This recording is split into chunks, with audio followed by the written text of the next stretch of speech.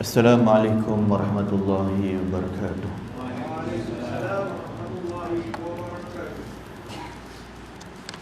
Alhamdulillah, nahmaduhu wa nasta'inuhu wa nastaghfiruh wa na'udzu billahi min shururi anfusina wa min sayyiati a'malina. May yahdihillahu fala mudilla lahu wa may yudlil fala hadiya lahu. Ashhadu an la ilaha illallah wahdahu la syarika lah wa ashhadu anna Muhammadan abduhu wa rasuluh. Allahumma salli ala sayyidina Muhammad wa ala ali sayyidina Muhammad kama sallaita wa sallamta ala sayyidina Ibrahim wa ala ali Ibrahim wa barik ala Muhammad wa ala ali Muhammad kama barakta ala Ibrahim wa ala ali Ibrahim fil alamin innaka Hamidum Majid. Wa qala Allah azza wa jalla: Ya ayyuhalladzina amanu taqullaha haqqa tuqatih wa la tamutunna illa wa antum muslimun. Ya ayyuhan nasu taqu rabbakumul ladzi khalaqakum min nafsin wahidah wa khalaqa minha zawjaha wa batha minhuma rijalan katsiran wa nisaa. Wattaqullaha alladzi tasaaluna bihi wal arham innallaha kana 'alaykum raqiba. Wa qala ta'ala fi ayatil ukhra: Ya ayyuhalladzina amanu taqullaha wa qulu qawlan sadida yuslih lakum a'malakum wa yaghfir lakum dhunubakum wa may yuti'illaha wa rasulahu faqad faza fawzan 'azima. Hadirin dan hadirat yang dimuliakan dan dirahmati Allah Ta'ala sekalian, pertamanya kita panjatkan rasa syukur kita kepada Allah Subhanahu wa Ta'ala yang telah melapangkan masa bagi kita pada malam ini untuk direzekikan kita agar dapat melaksanakan salat maghrib secara berjemaah, dan seterusnya kita manfaatkan sedikit waktu pada malam ini untuk kita membacakan beberapa ayat-ayat Allah Subhanahu wa Ta'ala,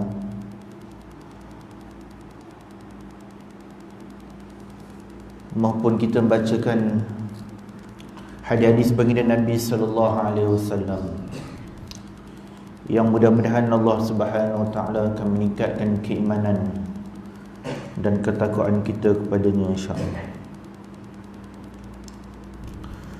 Tuan-tuan dan mati Allah, insya-Allah kita menyambung pada malam ini menggunakan kitab Syurga dan Neraka, yang mana telah kita bahas pada kuliah yang lalu berhubung dengan hadis kursi yang Allah Subhanahu wa Ta'ala menceritakan tentang 3 golongan yang masuk ke dalam syurga Allah. Dan yang ni telah pun kita bahaskan pada kuliah yang lalu. Dan insya-Allah pada malam ini kita akan bahaskan berhubung dengan bagaimanakah tempohnya hisab, tempoh yaumul hisab, ataupun tempoh hari yang manusia akan dihitung sama ada mereka itu tergolong dalam golongan mukmin, yakni orang-orang yang beriman, ataupun mereka tergolong dalam golongan orang-orang kafir. Baik, soalan ditanya, adakah tempoh hisab antara orang mukmin dengan orang kafir berbeza pada hari kiamat kelak? Itu kuliah kita pada malam ni, kita nak menjawab, adakah perbezaan di antara orang-orang mukmin dengan orang kafir dari segi hisab yang akan berlaku kepada manusia pada hari kiamat kelak. Baik, kita lihat dulu tuan-tuan hadirin ini sekalian tentang apa yang Allah Subhanahu wa taala ceritakan dalam surah Al-Furqan ayat yang ke-26. Itu kata Allah, a'udzubillahi minasyaitonir rajim, al-mulku yawma idzinil haqqu lirrahman wa kana yawman 'alal kafirin 'asira. Itu bermaksud sesungguhnya al-mulk, kuasa pemerintahan, yauma idzinil haqqu lirrahman, yang sebenar-benarnya pada hari itu adalah khusus bagi Ar-Rahman. Artinya nak cerita bahawa Allah Ta'ala benar-benar Tuhan yang maha berkuasa ketika pada hari kiamat kelak. Sebab itu tuan-tuan, kita membaca dalam suratul Fatihah, Maliki Yaumiddin, dialah Allah, Raja, Tuhan yang menguasai pada hari pembalasan. Kenapa? Kerana Allah Ta'ala lah yang sangat berkuasa ketika pada hari kiamat kelak. Kuasa pemerintahan diletakkan seluruhnya kepada Allah Subhanahu wa taala pada hari berkenaan. Dan disebut bahawa kana yauman 'alal kafirin 'asira. Dan ialah suatu masa yang amat sukar keadaannya bagi orang-orang kafir. Okay, jadi kita dapat satu nuktah, satu poin di situ, iaitu sesungguhnya bagi orang-orang kafir hari hisab ini merupakan hari yang sangat menyiksakan bagi mereka. Sebab tu saya sering ulang perkara ni untuk kita renung, untuk kita telaah dan untuk kita mengambil iktibar. Tuan-tuan, sebab tu saya selalu sebut bahawa orang-orang mukmin, jika mereka tidak mengecapi nikmat kekayaan, nikmat harta di dunia, mudah-mudahan Allah Subhanahu wa taala akan beri nikmat mereka di akhirat. Tapi sekiranya di dunia mereka mengecapi nikmat kekayaan, di akhirat juga dapat nikmat kekayaan, itu beruntunglah. Tapi nak ceritanya, di dunia ni orang mukmin jika tidak menikmati pun nikmat kekayaan, kita yakin Allah Ta'ala akan bagi pada orang mukmin ini nikmat ketenangan dan kebahagiaan mengikut cara mereka masing-masing. Kerana di dunia ini, bila kata kita nak katakan tentang kebahagiaan, dia sangat subjektif, sangat berbeza antara individu dengan individu yang lain. Mungkin setengah individu kita nampak dalam keadaan yang demikian, kita rasa macam dia susah, tetapi kita tidak dapat menolak kemungkinan yang kita lihat dia susah, dalam hatinya dia memiliki kebahagiaan. Tetapi bezanya tuan-tuan ialah orang-orang kafir, orang kufar umpamanya, yang kita lihat hari ini mungkin mereka mengecapi nikmat lebih banyak daripada kita, tetapi dalam masa sama juga kita mengetahui jika mereka kekal dengan kekufuran itu, mereka akan dapat azab daripada Allah Subhanahu wa taala. Jika mereka kekal dengan kekufuran itu, mereka akan dapat azab daripada Allah. Tetapi pernah tuan-tuan lihat sahabat-sahabat kita, mungkin jiran kita, mungkin sekampung, setaman dengan kita, mungkin orang yang kita kenal, yang kita tahu mereka ni orang kufar, orang kafir, tetapi di dunia lagi pun tuan-tuan, mereka dah hidup susah. Dan terdetiklah mati kita nampak, Allah siannya aku tengok dia ni, kereta pun tak ada, motor pun tak ada, naik pun bersikal je. Nampak sangat susahnya hidup. Dah lah kafir, susah pula hidup. Dan kita kenal pula jika di akhirat besok dia tidak dapat, sebelum dia meninggal atau dia tidak dapat rahmat daripada Allah Ta'ala, maka seolah-olah dia akan menghadapi kesusahan di dunia dan juga dihadapi kesusahan di akhirat. Yang seronok tengok cerita Madu 3. Saya ingat cerita Madu 3. Apa dia kata? Apek kata tuan-tuan, hidup pun susah, mati pun susah. Ini mati mau lagi kena pegang bendera katanya. Nampak tuan-tuan? Maka Allah Ta'ala telah sebut bahawa sesungguhnya wa kana yawman al-kafirina asira. Dan ketahuilah sungguhnya orang-orang kafir ketika mereka di akhirat besok, mereka akan lalui keadaan yang amat sukar. Katanya kita, bagi kita orang mukmin ini satu keadaan yang mudah-mudahan Allah beri limpah pada kita. Mudah-mudahan Tuhan beri kita dengan kemudahan ketika menghadapi hari di akhirat besok. Baik, apa kata lagi?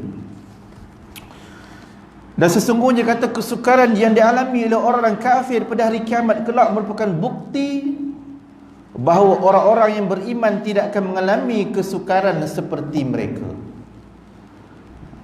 Seolah-olah tuan-tuan, walaupun Tuhan tak sebut jelas perkara ini, tapi kita dapat faham. Kalau orang-orang yang belajar bahasa Arab, dia tahu bila Tuhan tak kata orang beriman, Allah Ta'ala sebut bahawa sesungguhnya orang kafir di akhirat besok mereka mengalami suasana atau keadaan yang amat sukar. Bermaksud dalam bahasa Arab dinamakan sebagai sirah mubalaghah. Sirah mubalaghah ni maksudnya reverse psychologinya, artinya berarti kalau orang kafir mendapat kesukaran, orang mukmin, orang beriman mendapat kesenangan dan kemudahan. Sebab ada hadis yang diriwayatkan Imam Ahmad. Satu ketika Nabi SAW sedang bersolat dengan Aisyah, isteri baginda radhiyallahu anha. Maka ketika itulah Aisyah radhiyallahu anha mendengar Nabi SAW doa, Allahumma hasibni hisaban yasir. Ya Allah, kurniakanlah kepadaku penghisapan yang mudah. Dan doa ni boleh kita amalkan tuan-tuan. Sebab apa? Dia doa daripada hadis Nabi. Saya pernah cerita bertonton ranking doa. Ranking doa yang pertama tidak dapat tidak, tak boleh kita tolak, tadi kita nafikan. Ranking yang pertama ialah doa daripada Al-Quranul Karim. Itu ranking paling tinggi sekali tuan-tuan. Dan ranking yang kedua baru doa daripada hadis-hadis Nabi sallallahu alaihi wasallam. Boleh tuan-tuan kita baca sikit doa tu? Allahumma hasibni hisaban yasir.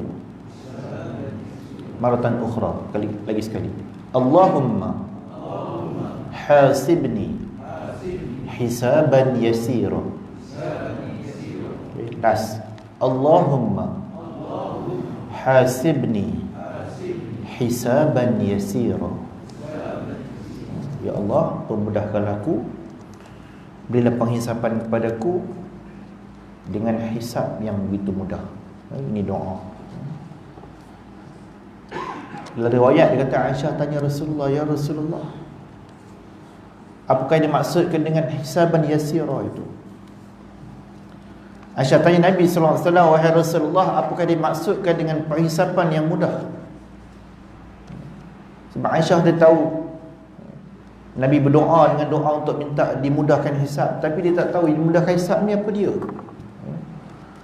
Maka Nabi sallallahu alaihi wasallam kata kepada Aisyah, isteri baginda, dia kata, ialah apabila kita dihisab dalam keadaan kita mungkin berdosa dan kita mengakui dosa-dosa telah kita buat depan Allah, dan ketika itu Allah Ta'ala mengampuni dosa kita. Seolah tuan-tuan tanya, kau buat dosa ni ke dunia dulu? Ya Allah, betul. Kau buat dosa ni kat akhirat? Ya Allah, betul, aku buat yang ni dulu. Ya Allah, ampunlah Allah. Kau buat ni? Ya, saya buat. Akhirnya Allah Ta'ala ampunkan dia. Ini dikatakan hisaban yasir.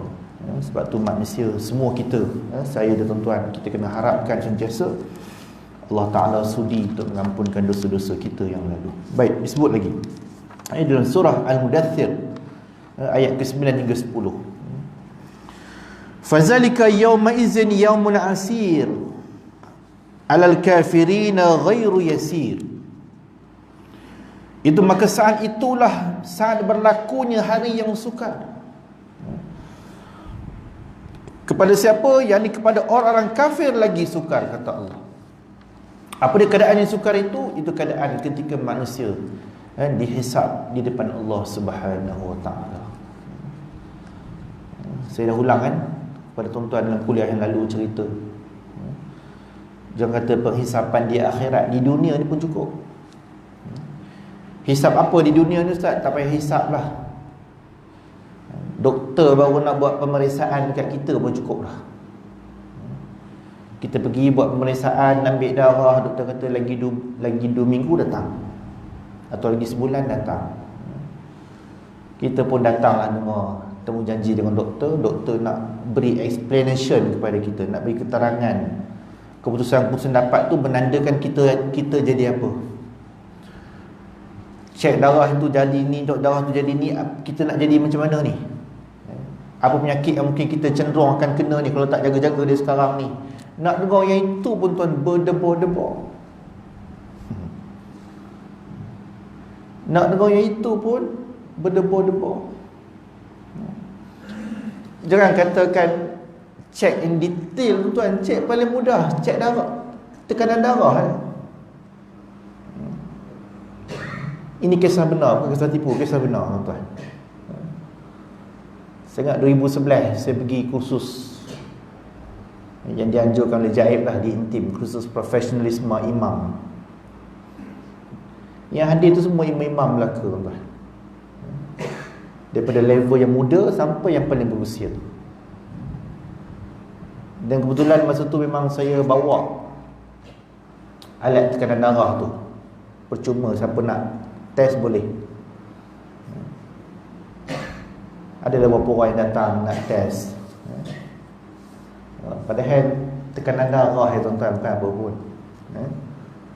Saya ingat satu imam tu belah-belah mana, belah-belah Pengkalan sana kot. Mula-mula muka dia kecut, pucat sekejap muka sebab takut nak kena check. Lepas kita tekan bateri tu, jangan pakai bateri. Bukan yang doktor yang tekan, dia pakai bateri. Tekan, ambil tengok. Wah, normal. Dia kata normal je, terus dia macam tuan. Wah, alhamdulillah Ustaz. Ni berkat saya minta kra tidak petang ni kata. Insya-Allah punya ni minta kra tuan-tuan. Dia rasa bersyukur sangat sebab dia main tu akhirnya tekan darah dia cantik. Satu item je, bukan banyak, satu item je nak check sama ada darah tinggi naik ke atau turun. Tekanan darah tu okey ke tak okey. Yang itu pun berdebar-debar kita. Itu sebab kenapa tuan-tuan selalu pergi pemeriksaan dengan doktor. Kadang-kadang tuan-tuan cek kali pertama tu banyak doktor tak puas hati. Dia akan buat cek kali kedua. Sebab yang pertama tu tinggi sikit. Sebab apa tinggi? Bukan sebab apa pun, sebab tuan-tuan berdebar. Kita berdebar, nak ambil tu kita berdebar. Itu dia naik tu. Sampai doktor kata, relax Haji, bertenang dulu relax sikit, kita ambil lagi sekali. Baru okey tuan-tuan. Nak cerita apa, nak kabarnya, baru item tengok tekanan darah pun tuan-tuan, kita dah takut. Macam mana kita nak berhadapan dengan Tuhan yang Allah nak hisap kita dengan pelbagai perkara. Yang Tuhan nak hisap kita dengan pelbagai benda ni. Baik, kemudian disebut lagi. Dan ayat ini bermaksud ia akan mudah ke atas orang-orang mukmin. Yang mana sebagaimana telah dijelaskan, ditegaskan juga dalam firman Allah dalam surah Al-Qamar pada ayat yang ke-8, muhti'ina ila ad-da' yaqulul kafiruna hadza yawmun 'asir. Masing-masing dengan cepatnya menuju kepada penyeru itu, dan pada saat itu orang-orang kafir berkata, hari ini ialah hari yang amat sukar. Sampai orang kafir pun tuan, di akhirat besok mereka mengakui, mereka mengatakan bahawa ini keadaan yang amat sukar bagi kami. Sebab tu cerita hari kiamat ni bukanlah cerita yang boleh kita buat main-main, bukanlah boleh kita senda gurau, tetapi kita semua akan melaluinya dan kita akan berhadapan dengannya.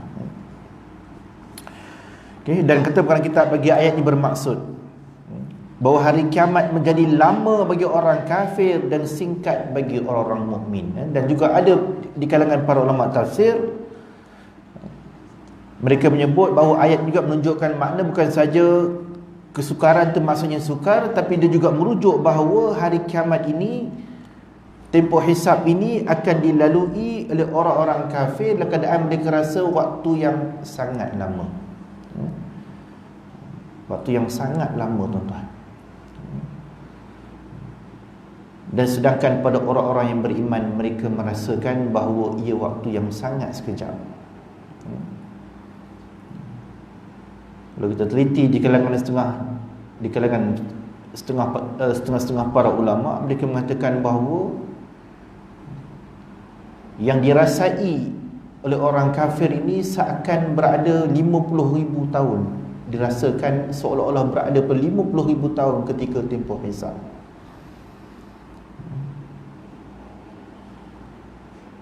Dan jika kita teliti pendapat Al-Imam Al-Muzani, seorang tokoh dalam mazhab Syafi'i, dia membawakan pandangan bahawa yang dikatakan hisab yang mudah itu bagi orang yang beriman, waktunya adalah seperti waktu kita tidur qailullah tu je. Dia kata bagi orang yang beriman, kata Imam Al-Muzani, dia kata seperti orang mukmin yang tidur pada waktu qailullah itu. Bila waktu qailullah, tuan-tuan? Bila waktu qailullah? Tidur sebelum zuhur, sebelum gelincirnya matahari ke barat. Sebelum gelincirnya matahari, tidur sebentar, sekitar 15 minit, 20 minit. Dia bayangkan bagaimana bezanya di antara orang mukmin dengan orang kafir. Itu tidur qailullah. Baik, kemudian, dan Allah Subhanahu Wa Taala telah menyebut masa yang akan dihabiskan untuk menghisap amal orang mukmin pada hari kiamat kelak melalui firman-Nya dalam surah Al-Furqan, ashabul jannati yawma izin khairun mustaqarran wa ahsanu maqila. Itu ahli syurga pada hari itu lebih baik tempat menetapnya dan lebih elok tempat rehatnya. Itu disebut bahawa hisab amal orang yang beriman hanya makan masa setengah hari sahaja. Sebab ayat di atas membawa maksud rehat pada tengah hari kerana cuaca yang panas. Ada pandangan sebut setengah hari. Jika nak beza dengan orang-orang kafir, 50,000 tahun umpamanya.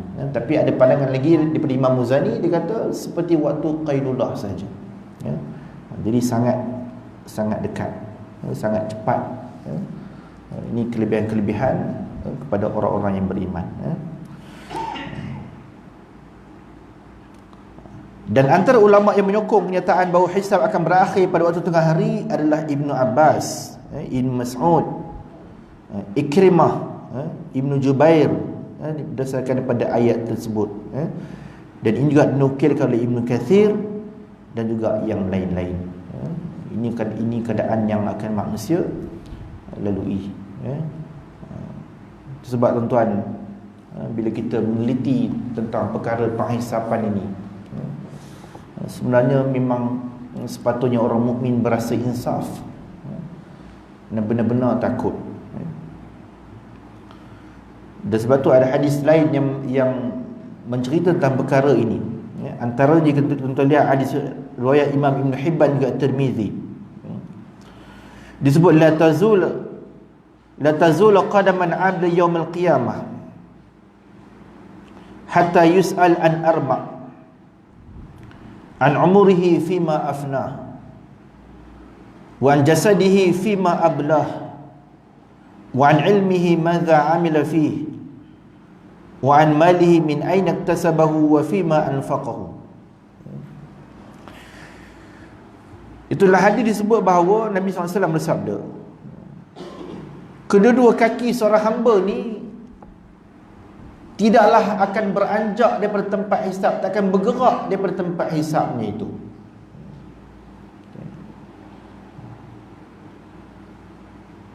Melainkan mereka kesemua ini akan ditanya, yus'alu an arba', mereka akan ditanya tentang 4 perkara.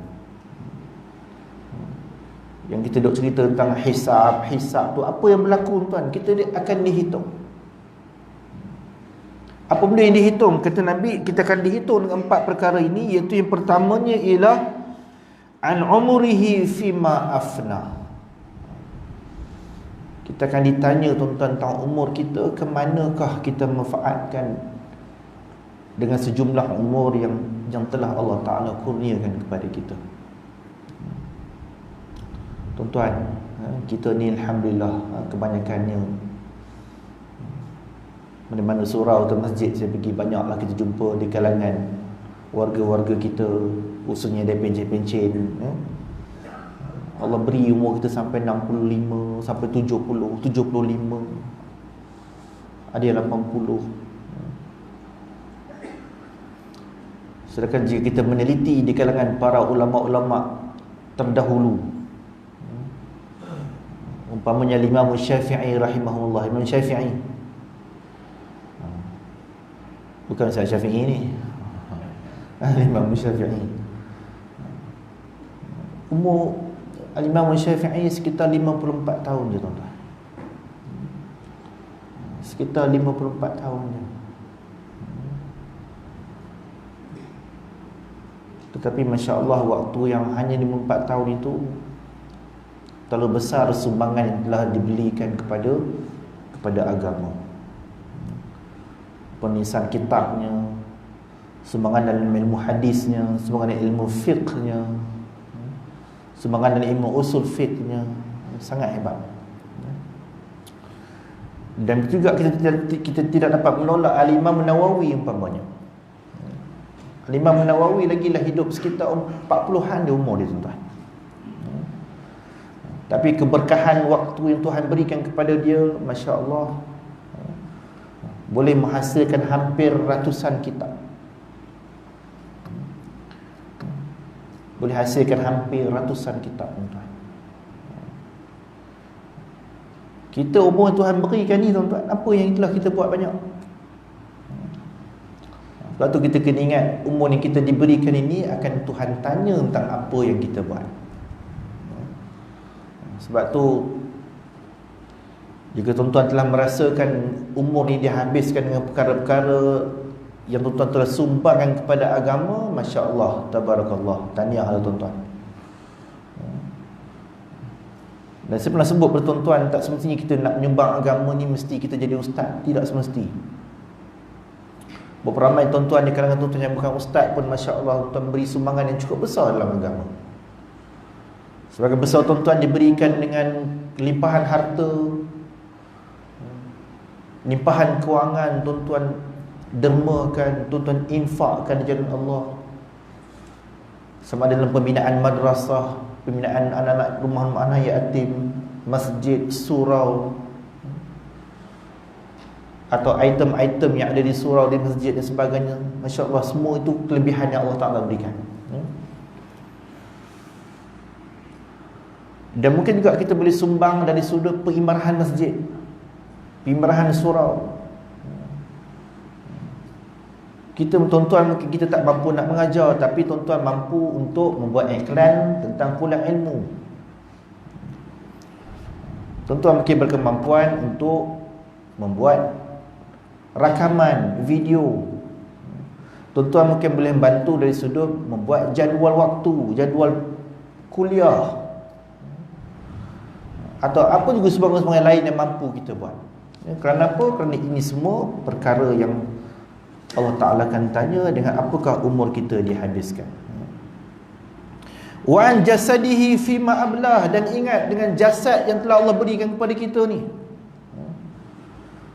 khususnya fizikal, tubuh badan kita yang Tuhan bagi sihat. Yang tu pun turut akan ditanya oleh Allah Ta'ala. Sebab apa ramai orang di luar sana kadang tak dapat jasad yang baik macam kita, tetapi ternyata mereka Masya Allah,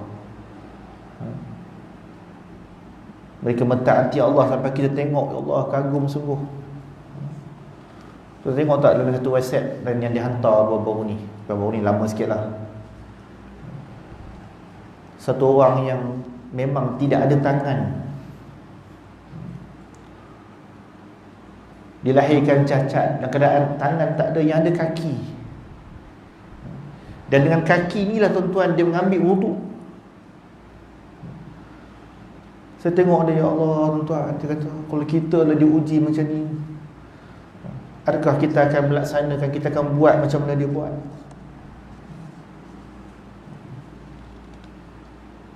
Dia katakan cacat, kadang-kadang kita diminta maaf cakap tuan-tuan, kadang-kadang sakit sikit je, kadang-kadang duduk di hospital tak boleh semayang sebab anggota badan sakit.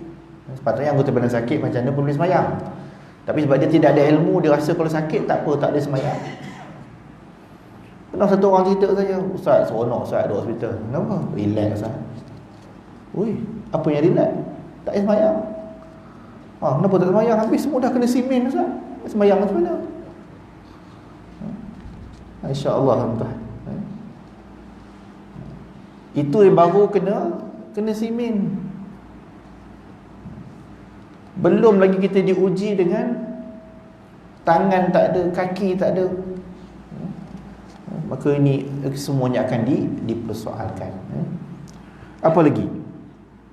Wa an ilmihi madza amila fi, dan juga dia akan ditanya tentang ilmunya, tentang apa yang diamalkan dengan ilmu yang dia miliki.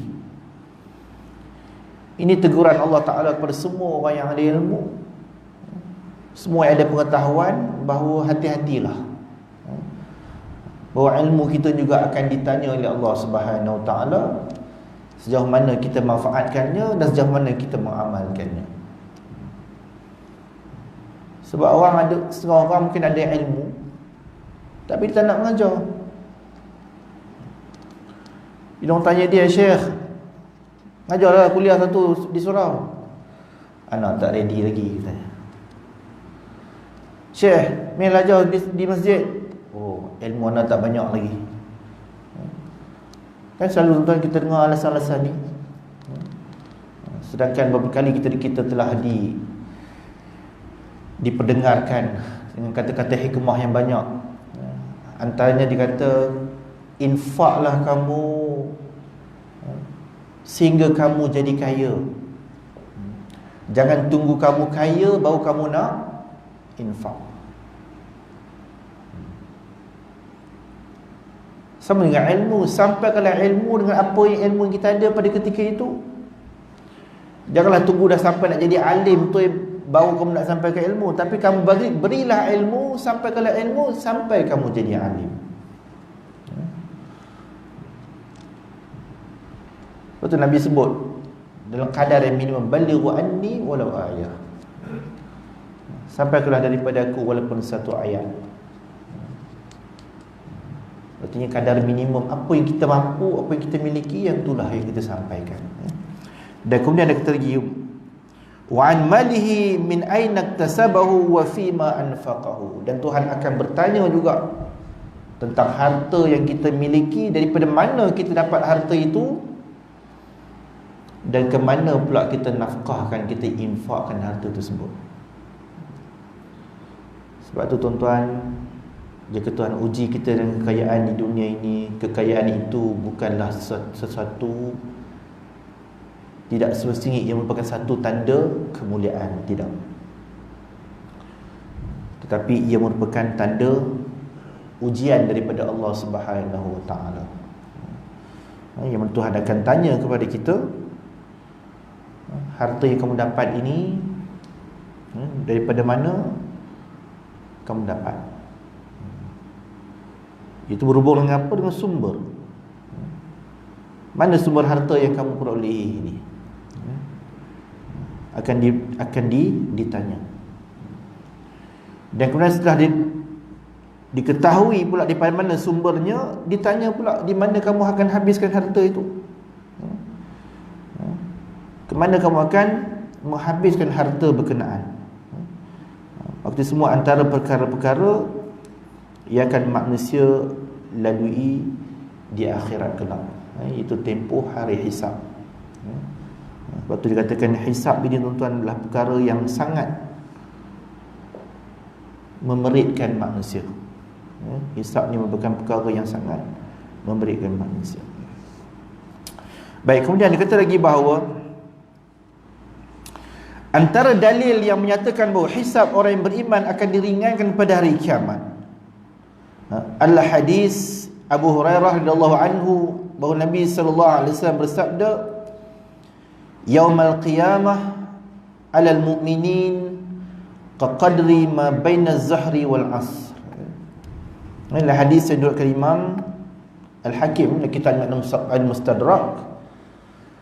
Sesungguhnya hari kiamat bagi orang yang mukmin itu bagaikan tempoh masa antara zuhur dengan asar. Itu hari kiamat.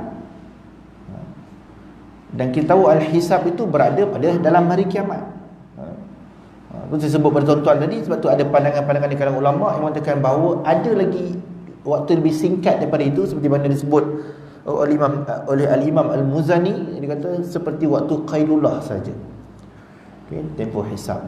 Kerana begitu ringkas bagi orang-orang mukmin dan sangat menyiksakan bagi orang-orang kafir. Sebab kenapa Nabi SAW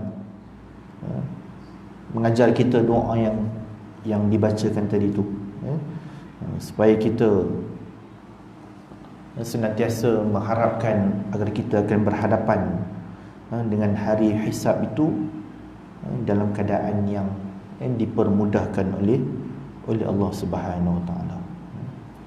Maksudnya nak cerita apa, tuan-tuan? Nak cerita ialah kita semua kena berhati-hati, terutama dengan 4 perkara yang akan Allah Subhanahu Wa Taala uji kita. Tentang umurnya, tentang jasadnya, tentang ilmunya, dan juga tentang hartanya, di mana dia belanjakan dan di mana dia dapatkan dan di mana dia belanjakan. Sebab tu dalam surah Al-Fajr, surah Al-Fajr ayat ke-15 hingga 16, apa kata Allah? Fa'amal insan idza mabtalahu rabbuhu fa'akramahu wa na'amahu fayaqulu rabbi akraman. Quran kata ramai manusia, fa'amal insan, adapun manusia ini, iza mabtalahu rabbuhu, apabila Tuhannya mengujinya. Apa Tuhan uji dia? Fa'akramahu wa na'amahu, Allah memuliakannya dan beri nikmatkannya dengan kekayaan. Fayaqulu rabbi akraman, dia menyangka Allah Subhanahu Wa Taala memuliakan diri dia. Sedangkan harta itu kadang-kadang dia bukan jadi tanda kemuliaan, tetapi dia merupakan tanda ujian Allah Ta'ala kepada kita. Dan ramai juga insan, wa amma idza mabtalahu faqadara alaihi rizqahu fayaqulu rabbi ahanan. Dan ada juga di kalangan manusia yang Allah Ta'ala uji dirinya dengan qadara alaihi rizqahu. Allah Qadar ni maksudnya menghadkan. Allah menghadkan rezekinya. artinya dia tak jadi orang kaya, artinya mungkin rezekinya agak sedikit, maka dia kata apa? Fayaqulu rabbi ahanan, Tuhanku sesungguhnya telah menghinakanku. Sedangkan Tuhan kata Allah tidak menghinakan kamu, tetapi kemiskinan itu juga merupakan ujian Allah Ta'ala kepadamu. Sejauh mana untuk kita ketika diuji itu bersabar dengan ujian tersebut, maka ketika itulah Allah Subhanahu Wa Ta'ala akan berikan kebaikan yang banyak, diampun dosa, diberikan pahala, dan akhirnya dipermudahkan jalan ke syurga. Ramai tuan-tuan yang Tuhan uji dengan kemiskinan, tapi kadang mungkin dengan kemiskinan itu boleh bawa dia kepada syurga Allah Subhanahu Wa Ta'ala. Tuan-tuan, Nabi sallallahu alaihi wasallam, Nabi kita,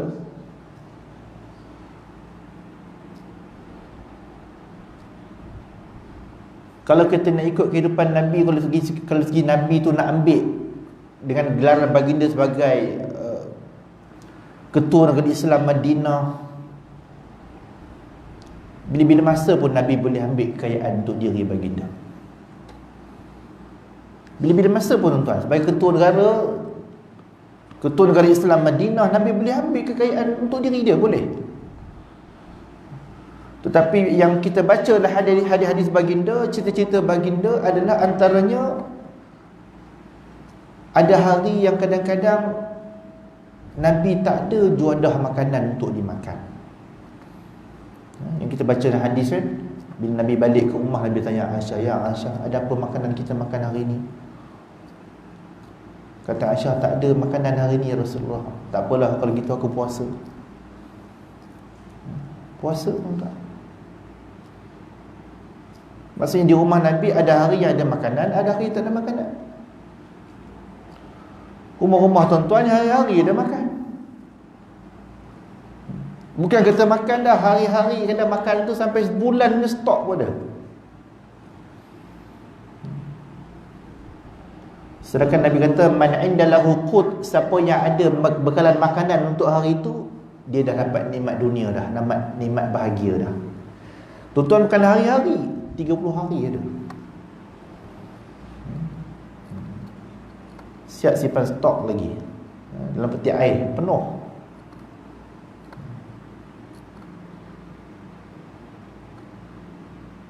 Dan sabit hadis-hadis yang kita baca tentang solat qiyamul lail Nabi, dia kata apa? Ada hadis-hadis yang kita baca disebut kata Aisyah, ketika Nabi SAW bangun waktu malam, aku sedar kakiku melintang ke tempat Nabi nak sujud. Maksudnya apa tuan? Maksudnya rumah Nabi sempit ke luar. Tuan, sempit ke luar. Sempit.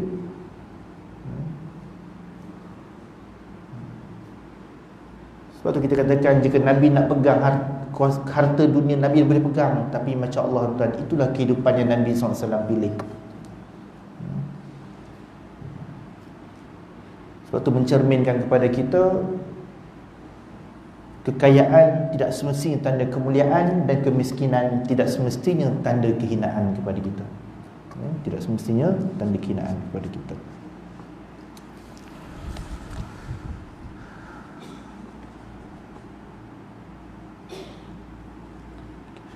Itu Allah Subhanahu Wa Ta'ala sebenarnya mengingkari keyakinan manusia yang keliru ni. Sebab ramai manusia keliru.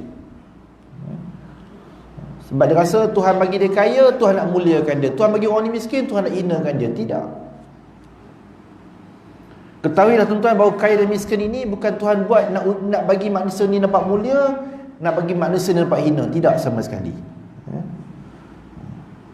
Bahkan jika tuan-tuan lihat dalam surah Al-Mu'minun, pada ayat ke-55 hingga 56, Allah Ta'ala jelaskan perkara ini. Ayahsabuna annama numidduhum bihi min malin wa banin nusari'u lahum fil khairat bal la yash'urun.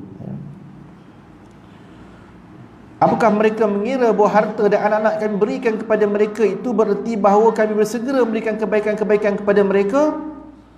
Kata Allah, bahkan bal tidak. tetapi mereka sebenarnya tidak sedar. Sebab tu kalau kita rasa kita ada harta banyak, anak yang banyak, itu semua bukan semestinya tanda Tuhan memberi kemuliaan kepada kita, tidak. Sebab hanya ramai manusia mungkin berbangga dengan anak pinak masing-masing. Tetapi ketahuilah kesemua itu merupakan ujian daripada Allah Subhanahu Wa Taala. Ya, Tuhan ingin melihat adakah semua nikmat yang telah Tuhan kurnia itu mereka akan manfaatkan dengan sebaik-baik mungkin. Tuan-tuan, dari segi manusianya memang dia nampak jika satu orang beli anak yang banyak, nampak bahagianya hidup dia. Macam saya cerita pada tuan-tuan tu kan, setengah tu bukan kata anaknya ramai saja, tapi anak tu pula katalah 6 orang contoh. Allah bagi nikmat dengan dia 6 orang anak. Daripada 6 orang tu pula, bukan sekadar 6 orang je, Tuhan bagi pula 3 lelaki, 3 perempuan. Hebat. Macam disusun-susun, tuan-tuan. Ada lebih hebat daripada tu. Satu orang haji pun jumpa saya, Ustaz, anak saya syukur Ustaz, 6 orang semua berselang bunga, Ustaz. Tuan-tuan tahu berselang bunga? Siapa ingin tahu belang bunga? Selang bunga tahu? Anak pertama laki, kedua perempuan, 3 laki, 4 perempuan, 5 laki, 6 perempuan. Hebat, tuan-tuan. Tapi ketahuilah, kesemua itu merupakan ujian daripada Allah Ta'ala juga. Sejauh mana pula kita mampu nak mendidik anak-anak lelaki di kalangan kita, dan bagaimana pula kita nak mampu untuk mendidik pula anak-anak perempuan di kalangan kita. Sebab Islam bukan saja melihat kuantiti, tapi juga melihat kepada kualiti. Betul ada hadis yang Nabi kata, aku berbangga dengan umatku yang ramai. Betul, tapi Nabi kata aku berbangga dengan umatku yang ramai, umat-umatku yang soleh dan solehah. Setakat ramai saja, tapi mereka tak mampu nak ikut ajaran Nabi, tak mampu nak tutup aurat, tak mampu nak solat 5 waktu, maka itu bukanlah kebanggaan. Bukan itu yang dituntut. Dan kita kena ingat firman Allah Ta'ala yang Quran sebut, ya ayyuhallazina amanu qu anfusakum wa ahlikum nara. Wahai orang-orang yang beriman, peliharalah dirimu dan juga ahli keluargamu daripada api neraka. Kalau kita ditakdirkan ahli keluarga yang sedikit, jagalah yang sedikit itu. Kalau kita ditakdirkan diberi keluarga yang ramai, jagalah yang ramai itu, supaya kesemua mereka mendapat pemeliharaan daripada azab sesaan api neraka Allah Subhanahu Wa Taala. Baik tuan-tuan, saya berhenti setakat itu. InsyaAllah pada kuliah akan datang kita lihat satu lagi bab yang menarik untuk kita bincangkan juga, iaitu berhubung dengan bagaimana nasib mereka yang tak sempat belajar Islam. Macam mana perihalnya manusia yang mereka ni tak sempat kenal Islam dan mereka mati. Mungkin tuan tanya, Ustaz, ada ke orang jenis tu? Ada, tuan-tuan. Golongan yang mereka ini mungkin tidak sampai Islam kepada mereka. Kalau kita nak pergi secara realitinya, jika tuan tengok di mana hutan-hutan Amazon yang duduk jauh ke dalam, yang mereka tak campur dengan urusan orang luar ni, dan ada kemungkinan dakwah agama tu tak sampai kepada mereka. Jadi bagaimana keadaan mereka ini? Bagaimana keadaan mereka ini? Adakah mereka juga akan diazab oleh Allah Subhanahu Wa Taala, atau adakah mereka akan melepasi, terselamat dan sebagainya? InsyaAllah kita akan bahaskan pada kuliah-kuliah yang akan datang. Wallahu ta'ala alam. Kita tangguhkan dengan bacaan doa insyaAllah. Al-Fatihah. A'udzubillahi minasyaitonirrajim. Bismillahirrahmanirrahim. Alhamdulillahirabbil alamin. Arrahmanirrahim. Maliki yaumiddin. إياك نعبد وإياك نستعين اهدنا الصراط المستقيم صراط الذين أنعمت عليهم غير المغضوب عليهم ولا الضالين آمين. أعوذ بالله من الشيطان الرجيم. بسم الله الرحمن الرحيم. الحمد لله رب العالمين والصلاة والسلام على أشرف الأنبياء والمرسلين وعلى آله وصحبه أجمعين. اللهم أرنا الحق حقا وارزقنا اتباعه وأرنا الباطل باطلا وارزقنا اجتنابه. اللهم اجعل جمعنا هذا جمعا مرحوما وتفرقنا من بعده تفرقا معصوما ولا تجعل منا شقيا ولا محروما. Ya Allah Rahman Rahim, Ya Hayyu Qayyum Ya Rabbal Alamin. Ya Allah, sembah ridai terhadap kami lakukan pada malam ini, Ya Allah, dengan kula ilmu yang kami laksanakan pada malam ini, Ya Allah. Jadi kita ingin sebagai istilah berkami, Engkau manjangkan usaha kami dalam mentaati perintah dan perintah-Mu, Ya Allah. Jadi kita ingin sebagai istilah berkami, Engkau menyembuhkan penyakit-penyakit yang kami hadapi, Ya Allah. Dan jadi sebagai istilah berkami, Engkau menyelamatkan kami dan membebaskan kami dari segala mara bahaya, bala bencana, wabak penyakit COVID-19 dan sebagainya, Ya Allah. Ya Allah Rahman Rahim, Ya Hayyu Qayyum Ya Rabbal Alamin.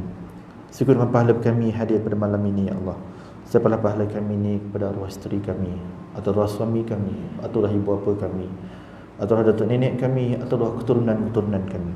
Mudah-mudahan mereka dapat manfaat daripada apa yang dilakukan oleh kami, Ya Allah, tanpa murang pun sedikit pun daripada pahala-pahala kami. Rabbana atina fid dunya hasanah wa fil akhirati hasanatan wa qina azaban nar. Wa sallallahu nabiyana Muhammadin wa ala alihi wa sahbihi wa sallam. Walhamdulillahi rabbil alamin.